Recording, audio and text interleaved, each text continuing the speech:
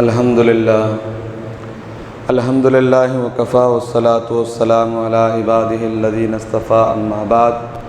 فاعوذ باللہ من الشیطان الرجیم بسم اللہ الرحمن الرحیم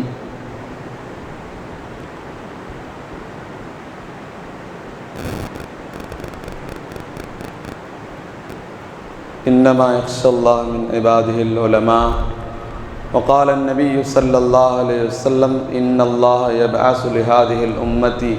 على رأس كل 100 سنة من يجدد لها دينها صدق الله العظيم وصدق رسوله النبي الكريم ونحن على ذلك من الشاهدين والشاكرين والحمد لله رب العالمين۔ اسٹیج پر رونق افروز علماء کرام، مفتیان اعظام، دارالنور اسلامک اکیڈمی کے اساتذہ کرام، اراکین، میرے عزیز طلباء، السلام علیکم ورحمۃ اللہ وبرکاتہ۔ آئیے کچھ عرض و معروض سے پہلے آقائے نامدار مدینے کے تاجدار، ہم غریبوں کے غم خسار ارواحنا فدا جناب محمد الرسول اللہ صلی اللہ علیہ وسلم کی بارگاہ عالیہ میں نذران عقیدت پیش کریں اور بآواز بلند پڑھیں اللہم صلی علی سیدنا مولانا محمد وبارک وسلم علیہ صلاۃ وسلاما علیک یا سیدی یا حبیبی یا رسول اللہ صلی اللہ تعالی علیہ وسلم۔ سرکار اعلیٰ حضرت امام اہل السنت مجدد و دین ملت الشاہ امام احمد رضا خان فاضل بریلوی علیہ رحمت و رضوان کا 102واں عظیم الشان عرس منایا جا رہا ہے۔ میں دارالنور کہ جملہ اراکین، اساتذہ اور آپ تمام لوگوں کا شکر گزار ہوں کہ اس عظیم قائد کی یاد میں آپ نے اس عظیم اور نورانی جشن کو منعقد کیا، اور دل کی گہرائیوں سے دعا کرتا ہوں کہ اللہ تبارک تعالی سرکار اعلیٰ حضرت کے علمی اور روحی فیضان سے ہم سب کو مالا مال فرمائیں، آمین۔ سرکار اعلیٰ حضرت وہ ہمہ جہت شخصیت ہے جو ہندوستان کے اندر آج اہل سنت والجماعت کی معیار سنیت ہے۔ اگر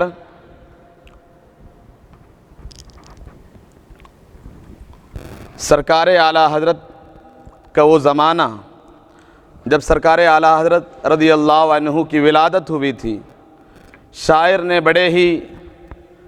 نرالے اور اچھوتے انداز میں سرکار اعلیٰ حضرت کی بارگاہ میں خراج تحسین پیش کیا، جو اس زمانے کا ماحول تھا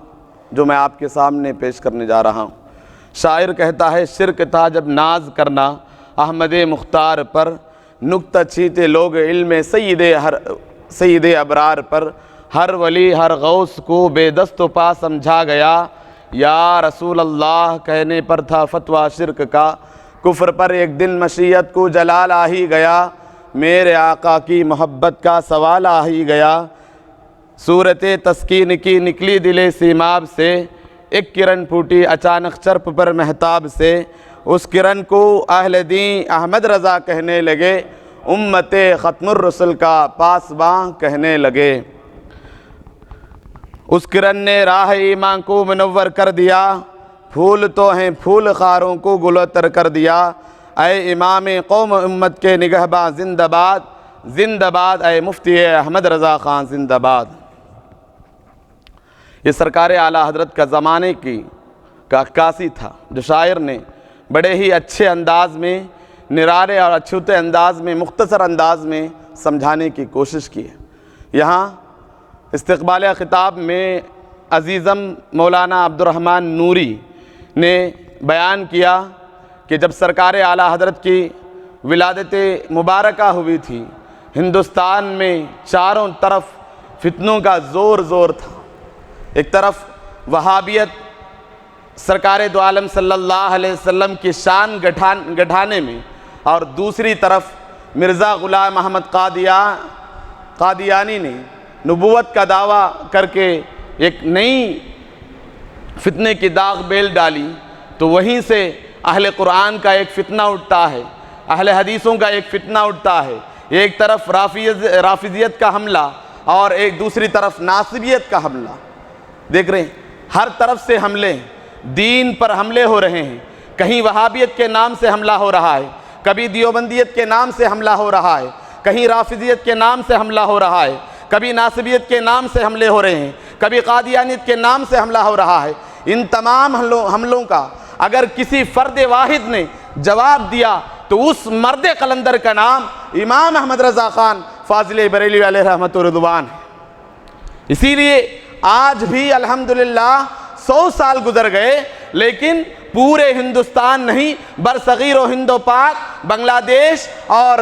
دیگر علاقوں میں بھی سرکار اعلیٰ حضرت کے ترانے گائے جاتے ہیں۔ وہ اس لیے نہیں کہ بریلی کی سرزمین نے کوئی پیسہ دیا، بلکہ نہیں، ناموس رسالت کی ایسی پہرہ داری کی کہ صبح قیامت تک آنے والوں کو یہ تعلیم اور یہ ارشاد دے کے گئے، سبق دے کے گئے کہ اپنی جان تو چلے جائیں لیکن ناموس رسالت پر کچھ حملہ آنے نہ دینا۔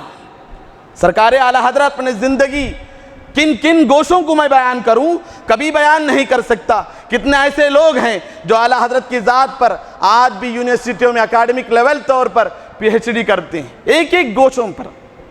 کسی خطیب کی زبان کے اندر وہ طاقت نہیں کہ کوئی خطیب اعلیٰ حضرت کے مناقب کو 1 گھنٹے 2 گھنٹے میں بیان کر دے۔ کسی قلمکار کے اندر، اس کے قلم میں اتنی طاقت نہیں کہ وہ سرکار اعلیٰ حضرت کے مناقب اور خدمات کو مکمل طور پر بیان کر سکے۔ اس لیے کہ ہر طرح سے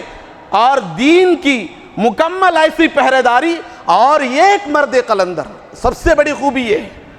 بریلی کے اس مرد قلندر نے بریلی کی سرزمین میں بیٹھ کر رافضیت کا جواب دیا، ناصبیت کا جواب دیا، اور خود سنیت کے اندر جو تصوف کے نام سے اور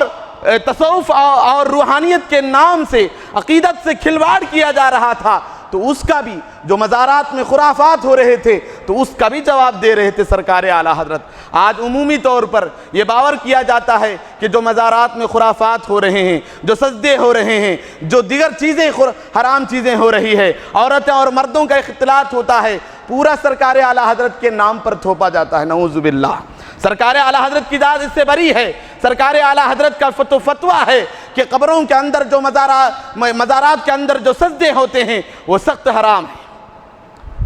خود سرکار اعلیٰ حضرت کی کتاب ہے جو آپ عربی میں بھی آج میسر ہے، ڈاکٹر انوار احمد بغدادی جو علیمیہ کے پرنسپل ہیں، انہوں نے اس کو عربی میں ترجمہ کیا تاکہ اس سے تمام لوگ پورے عالم اسلام استفادہ کر سکے۔ الزبدۃ الزکیہ فی تحریم سجود تحیہ۔ اور ایسے ہی جو آج کل مزارات میں عورتوں کا اختلاط دیکھا جاتا ہے، سرکار اعلیٰ حضرت نے بڑے ہی اچھے انداز میں، بالغ انداز میں سرکار اعلیٰ حضرت نے اس کا انکار کرتے ہوئے اور اس کا رد کرتے ہوئے جمل النور فی نہی النساء عن زیارت القبور کے نام سے رسالہ لکھا اور سنیت کو ان تمام خرافات سے صاف کرنے کی کوشش کی۔ اور الحمدللہ یہ فقیر سرکار اعلیٰ حضرت کے مزار پہ کئی بار حاضری دینے کا موقع ملا۔ اس فقیر کو واحد ایسی مزار شریف ہے جہاں شریعت مطہرہ کے شمالی ہندوستان میں شریعت مطہرہ کے مطابق زیارت کے آداب کو ملحوظ خاطر رکھ کے زیارت کی اجازت دی جاتی ہے۔ ایسا نہیں کہ تمام چیزیں جو بھی ہو رہی سرکار اعلیٰ حضرت کے نام پہ تھوپ دو، نہیں، جہاں جہاں۔ اور جب قادیانیت کا فتنہ یہاں زور پر تھا، لوگوں کے ایمان پر حملے کیے جا رہے تھے، ناموس رسالت پر حملے کیے جا رہے تھے، سرکار اعلیٰ حضرت نے قادیانی کا ایسا 6 سے 7 رسالے قادیانی کے رد میں لکھے اور کئی بار اس سے مناظرہ کرنے کے چیلنج دیے، لیکن کبھی وہ آیا نہیں۔ اور نام ایسا ہے، کتابوں کا نام سنتے ہی قادیانیت کے ایوان میں زلزلہ آ جاتا ہے۔ السوء والعقاب علی مسیح الکذاب، الجزار الدیانی علی مرتد بقادیانی، جزاء اللہ عدوہ بإبائہ ختم النبوہ، ایسے ایسے نام جو آج بھی قادیانیت کے لیے آفت جان بنی ہوئی ہے. نام صرف، کتاب تو دور، نام، کتاب کے نام سے سرکار اعلی حضرت کے پوری قادیانیت کے ایوان میں زلزلہ برپا ہے. اتنا ہی نہیں، سرکار اعلی حضرت کے اس زمانے میں کچھ ایسے بھی نام نہاد مولوی تھے جو یہ کہہ رہے تھے کہ اللہ کی ذات جھوٹ بول سکتی ہے. جھوٹ بول سکتی نہیں، نعوذ باللہ، اللہ جھوٹ بول چکا ہے، یہاں تک لوگ پھیلا رہے تھے. سرکار اعلی حضرت نے اس کا بھی الوہیت پر حملے ہو رہے تھے. ایک طرف سرکار ناموس رسالت پر حملے ہو رہے تھے، رسالت معاب پر حملے ہو رہے تھے، تو دوسری طرف الوہیت پر بھی حملے ہو رہے تھے. ہم بچے ہیں، دارالفنون کے نصاب میں جواہر الکلامیہ پڑھائی جاتی ہے، اس میں پڑھتے ہیں کہ واللہ منزہ عن جمیع النقائص، اللہ تمام نقص سے اور تمام نقص صفات سے اللہ تبارک تعالیٰ بری اور پاک ہے. جھوٹ سب سے بڑی نقص ہے، اور یہ کہتے ہیں کہ اللہ جھوٹ بول سکتا ہے. تو اللہ سرکار اعلی حضرت نے اس کا بھی جواب دیتے ہوئے ایسا رسالہ لکھا، آج تک کسی وہابی، کسی دیوبندی عالم کے اندر اس کی جرات نہیں ہوئی کہ اس کا ایک صدر کا جواب لکھے. سبحان السبوح عن عیب کذب مقبوح کے نام سے اعلی حضرت نے رسالے لکھے. میں آپ کو یہ تمام چیزیں اس لیے بتا رہا ہوں کہ یہ باتیں عوام کے شاید پلے نہ پڑے، لیکن آپ طالب علم ہیں، آپ سرکار اعلی حضرت کے ذات کو پڑھیں، اور وہ ایسی ذات ہے جو ہمیشہ اہل سنت کے چھوٹے چھوٹے رسومات کی بھی دلیل قرآن و حدیث اور ائمہ اور فقہا کے تصریحات سے سرکار اعلی حضرت نے ثابت کی ہے. جو آج ہم ہنگوٹے چومتے ہیں اذان میں سرکار اللہ کے حبیب جناب محمد رسول اللہ صلی اللہ علیہ وسلم کا نام نامی اسم گرامی سن کر ہم جو چومتے ہیں، سرکار اعلی حضرت نے اس پر بھی رسالہ لکھا، اور ایسا مدلل اور مفصل رسالہ لکھا، اور اصول حدیث کے ایسے موچ گفے اور ایسے مسائل کا حل سرکار اعلی حضرت لکھتے ہیں کہ آج بڑے بڑے محدثین کہنے والے اپنے آپ کو محدث کبیر عرب دنیا میں کہتے ہیں، لیکن میرا اپنا چیلنج ہے کہ اس رسالے کا حل کر کے دکھا دیں، تب ہم سمجھیں کہ آپ محدث کہلانے کے لائق ہیں. منیر العین فی حکم تقبیل الابہامین کے نام سے اعلی حضرت نے رسالے لکھے، اور اس حدیث کو جو چومنے کے متعلق ہے اس حدیث کو ضعیف قرار دیا. تو اصول حدیث کے اصول کے مطابق، قواعد اور ضوابط کے مطابق سرکار اعلی حضرت نے چرچا کیا، اور ایسا مبرہن کتاب لکھی تو آج تک کسی نے اصول حدیث پر ایسا کام نہیں کیا ہوگا. میں بتاؤں کہ بڑے بڑے لوگوں نے سرکار اعلی حضرت کی زندگی کے مقاصد میں سرکار خود فرماتے ہیں کہ میرے زندگی کا 3 مقصد ہے. 3 مقصد ہے. سب سے پہلے سرکار اعلی حضرت فرمائے، سب سے پہلے اول الکل، اول الکل، اعلی الکل، اغلی الکل حمایت جناب رسول اللہ. سب سے پہلا میرے زندگی کا مقصد سرکار دو عالم صلی اللہ علیہ وسلم کی ذات کی پہراداری ہے. ناموس رسالت پر جو حملے ہو رہے ہیں، اللہ کے حبیب کو بشر کہا جا رہا تھا، نورانیت پر مناظرے ہو رہے تھے، علم رسول پر سوالات اٹھائے جا رہے تھے، ایسے وقت پر سرکار اعلی حضرت نے ہر طرح سے علم رسول پر سوال ہوا تو الدولت المکیہ بالمادت الغیبیہ لکھ کر 8 گھنٹے میں ایسا کام کیا کہ آج علماء عرب دیکھ کر دنگ رہ گئے. نہ کوئی کتاب ہے، نہ کوئی مصدر اپنے ہاتھ میں ہے، نہ کوئی چیز نہیں، ریسورس نہیں، کمپیوٹر نہیں، کچھ نہیں. کعبے کے اندر بیٹھ کر 8 گھنٹے کے اندر کسی عالم دین نے کتاب لکھی، وہ بھی ایسی کتاب 150 سے زیادہ حدیثوں سے علم رسول کو ثابت کیا، الدولت المکیہ بالمادت الغیبیہ کے نام سے. تو ایسے کئی سینکڑوں رسائل اہل سنت والجماعت کی حمایت میں اور رد ابطال میں رسالت معاب پر جو حملے ہو رہے تھے اس پر سرکار دو عالم صلی اللہ علیہ وسلم نے کام کیا، بھرپور کام کیا، اور اس کام کرنے کو زندگی کا اپنا مقصد بنا لیا. اور آج اللہ کے حبیب کا مقدس اور پربہار مہینہ ربیع النور آنے والا ہے. اس مہینے میں ہماری بھی ذمہ داری ہوتی ہے کہ آج لوگوں کے اندر محبت رسول کا چراغ روشن کرنے کی ہم کوشش کریں. یہی سرکار اعلی حضرت کا زندگی کا پہلا مقصد ہے. ہمیشہ عشق رسالت کا ایسا جام پلایا کہ تمام لوگوں سے دور رہے، اور جو کچھ کہا تو سرکار اعلی حضرت کئی بھی خدا کی تعریف بھی کی تو سرکار دو عالم صلی اللہ علیہ وسلم کی محبت میں غرق اور مستغرق ہو کر وہی رب ہے جس نے تجھ کو ہمتن کرم بنایا، ہمیں بھیک مانگنے کو تیرا راستہ بتایا، تجھے حمد ہو خدایا۔ تو اللہ کی توصیف اور حمد بیان کی تو جناب سرکار دو عالم صلی اللہ علیہ وسلم کی توسط کے ذریعے سے۔ اور کہاں جب بھی سرکار اعلیٰ حضرت نے یہی تعلیم دی، وصال کے وقت بھی سرکار دو عالم سرکار اعلیٰ حضرت نے بلا کر اپنے مریدین، اپنے متوسلین، اپنے چاہنے والے، اپنے بال بچوں سے، اپنے پریوار والوں سے یہ نہیں کہا کہ میرے جائیداد کو تقسیم کر دینا، میری کتابوں کے مطلب جو پیسے ملیں گے اسے میرے مزار بنا کر تم کھا لینا، نہیں۔ تمام لوگوں کو یہ وصیت کی کہ میرے جانے کے بعد تمہارا رسالت مآب کی شان میں اگر کسی نے ایک لفظ بھی خلاف اگر بولا، تمہارا کتنا بھی بڑا بزرگ ہو، تمہارا کتنا بھی بڑا پیر ہو، تمہارا کتنا بھی بڑا استاد ہو، تمہارا کتنا بھی بڑا رشتہ دار ہو، اس کو اپنی تمہاری زندگیوں سے دودھ سے جس طرح مکھی کو اٹھا کر پھینک دیتے ہو اس طرح پھینک دینا۔ کیوں؟ ایمان ہے اللہ کے حبیب کی ذات، ایمان، جانے ایمان۔ اس لیے ہمیشہ سرکار اعلیٰ حضرت نے اللہ تبارک تعالیٰ کے اللہ کے حبیب کی محبت کا جام پلایا اور اس کی دفاع کی۔ اور دوسری چیز سرکار اعلیٰ حضرت فرماتے ہیں نکایت اہل المبتدئین، مبتدیوں کا اور اہل بدعت کا رد کرنا میری زندگی کا دوسرا مقصد ہے۔ کن کن لوگوں کا رد کیا؟ نصارہ کا رد کیا، یہودیوں کا رد کیا، اور اس کے علاوہ قادیانیوں کا، بہائیوں کا، اور دیوبندیوں کا، سلفیوں کا، اور اہل قرآن کا، نیچریوں کا، چگڑالیوں کا، رافضیوں کا، ناصبیوں کا، ڈھیر سارے ایسے فرقے ہیں جن کا سرکار اعلیٰ حضرت نے رد کیا، اور ایسا رد جو آج بھی ان کے جوابات دینے سے اہل باطل ڈرتے ہیں اور عشق رسول میں مستغرق ہو کے دیتے تھے، مستغرق ہو کے۔ غیروں نے بھی سرکار اعلیٰ حضرت کے عشق رسول کو مانا۔ جب سرکار اعلیٰ حضرت کا وصال ہوا، جب اشرف علی تھانوی کو یہ خبر پہنچی کہ مولانا بریلی کے مولانا احمد رضا کا وصال ہوا، تو وہ اشرف علی تھانوی جو سرکار اعلیٰ حضرت کا پکا مخالف تھا، جن پر اعلیٰ حضرت کا فتویٰ بھی تھا کفر کا، وہ بھی اشرف علی کے آنکھوں سے آنسو بہہ گئے، اور وہ کہتے تھے جیسے بھی ہو مولانا احمد رضا ہمیں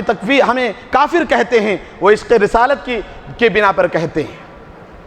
دشمن بھی مانتے تھے کہ سرکار اعلیٰ حضرت بڑے پکے عاشق رسول تھے، اور بیداری کے حالت میں اس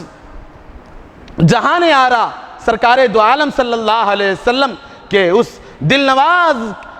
چہرے کا دیدار نصیب ہوا، تو سرکار اعلیٰ حضرت کو عشق رسالت کی بنا پر یہ زندگی کا دوسرا مقصد تھا۔ پہلا مقصد ناموس رسالت کی حفاظت، دفاع عن النبی صلی اللہ علیہ وسلم، دوسرا مقصد اہل بدعت کا رد بلیغ، اور تیسرا مقصد فرماتے ہیں کہ مذہب حنفی پر، امام ابو حنیفہ کے مذہب کے مطابق مستطاعت، یعنی جتنا مجھے ہو سکے اتنا فتویٰ دینا اور اس کی حمایت کرنا، اس کی تائید کرنا۔ اور یہ ایسی چیز ہے کہ ایسا فقہ حنفی کے لیے ایسی خدمت پیش کی کہ آج بھی بڑے بڑے علماء کرام سرکار اعلیٰ حضرت کے العطاء النبویہ فی الفتاوی الرضویہ کا مطالعہ کیا سمجھنا بھی دور ہے۔ ایسے فقہی جزئیات سے ایک مسائل کو ایک، اور سب سے چھوٹا انداز میں نے یہ دیکھا کہ جو بھی مسئلہ ہوتا سب سے پہلے قرآن سے دلیل پیش کرتے، پھر احادیث سے دلیل پیش کرتے، اقوال صحابہ سے اس کی دلیل پیش کرتے، فقہاء اور تابعین کے اقوال سے اس کی دلیل پیش کرتے، اس کے بعد فقہاء احناف میں معتمدین جو ہیں متقدمین ان کے اقوال سے اس مسئلے کی تائید اور اقوال پیش کرتے، اور آخر میں اگر اپنا کچھ کہنا چاہتے تو کہتے اقولو وباللہ التوفیق وإلیہ ذرت تحقیق، کہہ کر کہتے، اور وہ کہنے والی چیز بھی اتنی معید اور اتنی مبرہن ہوتی تھی کہ دلائل اس کے انبار لگا دیتے تھے۔ یہ اعلیٰ حضرت کی خوبی ہے، اور اس خوبی کو میں نے متقدمین میں اگر کسی میں، متاخرین میں کسی میں دیکھا تو امام جلال الدین سیوطی رحمۃ اللہ علیہ نے، امام جلال الدین سیوطی رحمۃ اللہ علیہ کی وہ ذات ہے جنہوں نے اہل سنت کی بھی پہراداری کی، اور ایک اہل سنت کے تمام رسومات پر آپ نے، امام سیوطی نے کتابیں لکھی۔ اسی لیے امام احمد رضا خان کو علماء کرام نے سیوطی الہند یا تو سیوط الثانی کے نام سے یاد کرتے ہیں۔ 1000 سے زائد کتابیں لکھی، 1300 کتابیں لکھی، اور 55 سے زیادہ فنون پر اعلیٰ حضرت کو مہارتیں تھیں۔ اور کتنے سال میں اعلیٰ حضرت فارغ ہوئے؟ 13 سال میں۔ جو میرے اور آپ کے کھیلنے کودنے کی عمر ہے، اس وقت 13 سال میں دستار فضیلت حاصل کر کے 14 سال کی عمر میں مسند افتاء پر بیٹھ رہے ہیں۔ اور سب سے پہلے رضاعت کا فتویٰ لکھا اعلیٰ حضرت نے۔ 14 سال کی عمر میں اعلیٰ حضرت نے ہدایت النحو، جو نحو کی عظیم کتاب ہے، اس کی شرح لکھی، سیاہ الستہ کے مکمل حواشی لکھے، اور ایسے کتابیں اعلیٰ حضرت نے لکھی۔ آج کچھ جنہیں پڑھنا نہیں آتا وہ اعلیٰ حضرت پر الزام لگاتے ہیں، احمد رضا خان صاحب پر کفر کا فتویٰ لگاتے ہیں، نعوذ باللہ۔ ایسے عالم دین ہیں جو بہت ہی احتیاط سے، بڑے احتیاط سے کام لیتے تھے۔ سرکار اعلیٰ حضرت نے کسی کو کوئی کچھ کہہ دیا تو فتویٰ لکھ دے، نہیں، بڑے تحقیق، بڑے جستجو اور بڑے طلب تفحیص کے بعد اعلیٰ حضرت فتویٰ دیتے تھے۔ اس پہ احتیاط تھا۔ کیوں احتیاط نہ ہو؟ اتنا بڑا عبقری عالم، اتنا بڑا عبقری مفتی، محقق، مفسر، محدث، اور تحقیق نہ کرے؟ ایسا نہیں ہوتا۔ ان دیابنا پر سب سے پہلے اعلیٰ حضرت نے نہیں فتویٰ، اس سے پہلے یہ جن کے پیر گھرانے تھے ان کے پیر گھرانوں سے فتویٰ پہلے ہی دے چکے تھے۔ قاسم نانوتوی پر فتویٰ لگ چکا تھا، رشید احمد گنگوہی پر فتویٰ لگ چکا تھا، خلیل احمد امبیٹی پر فتویٰ لگ چکا تھا۔ صرف اگر پہل کسی پر اعلیٰ حضرت نے کی تو وہ بھی اشرف علی تھانوی پر، وہ بھی 12 سال کے مسلسل رسائل اور خط لکھنے کے بعد۔ بتائیے کہ آپ کے حفظ الایمان میں جو عبارت ہے، کفری عبارت ہے، اس کا مطلب کیا ہے؟ اشرف علی تھانوی مسلسل کتابیں لکھتا رہا، حفظ الایمان کے توضیح میں اس نے بسط البنان لکھی، بسط البنان میں وہی عقائد کو ثابت کیے، پھر بسط البنان کی توضیح کے لیے، اس عبارت کے لیے تغویر العنوان کے نام سے کتابیں لکھی، وہی عقیدہ کفری عقیدہ رہا۔ تو اعلیٰ حضرت مسلسل 8 سال کے بعد، مسلسل 8 سال کے طویل، 8 دن نہیں، 8 سال کے بعد علماء حرم کے پاس پیش کیا کہ ہمارے دیار میں کچھ ایسے لوگ ہیں جو ناموس رسالت کے بارے میں ان کا عقیدہ ایسا ہے۔ حسام الحرمین آپ پڑھیے، اس کے شروع ہی اما المعروض علی جنابکم بعد الاسم عتابکم، شروع ایسا ہے۔ فتویٰ نہیں دے رہے مستفتی اعلیٰ حضرت، اور علماء حرم نے جب دیکھا کہ ان خبثائے زمانہ نے ایسے عقائد پھیلا کے رکھے اپنی کتابوں میں، تو انہوں نے لکھا کہ یہ سب مارقین عن الدین، اسلام سے یہ خارج ہیں، دور سے بھی اسلام سے اور دین سے، ایمان سے ان کا کوئی واسطہ نہیں۔ اعلیٰ حضرت انہی فتاوے کو جو علماء حرم نے دیے تھے جمع کیے، ترتیب دے کر یہاں سے شائع کیے، حسام الحرمین علی منہر الکفر والمین کے نام سے۔ اس کے بعد پھر ہنگامہ ہوا، یہاں سے علماء حرم کو دھوکہ دیا گیا، اردو نہیں آتی، تو اعلیٰ حضرت کے شاگردوں نے اردو کہا، اس میں ایسے محدثین تھے جن کو اردو آتی تھی، رحمت اللہ الکرامانی رحمت اللہ علیہ کے جو مکۃ المکرمہ میں مدرسۃ السولیات کے بانی ہیں، وہ ان کے شاگردین وہاں رہتے تھے۔ حاشیۃ الاکلیل، یہ تفسیر نصفی کے جو حاشیہ جنہوں نے لکھا، عبدالحق الہ آبادی البخاری رحمت اللہ علیہ، مدینے میں تھے، ان کا فتویٰ بھی کیا، ان کو اردو نہیں آتی، وہ الہ آباد سے گئے ہوئے تھے